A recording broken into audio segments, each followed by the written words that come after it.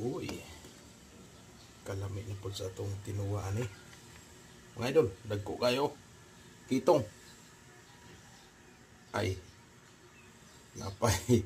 Oh, grabe ning danggita, dagko as danggit. Oh, sarap to ang ating sinigang. Gawin natin tong mga idol, sinigang sa miso.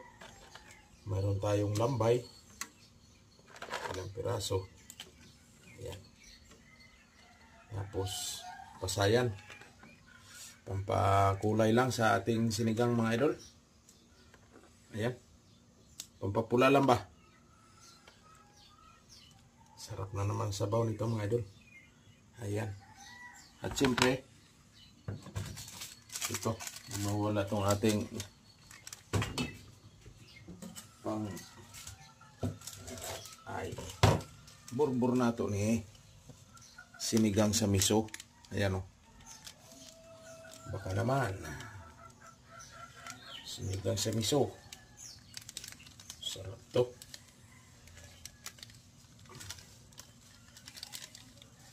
Ayan, tapos takpan natin ng kaunti lang.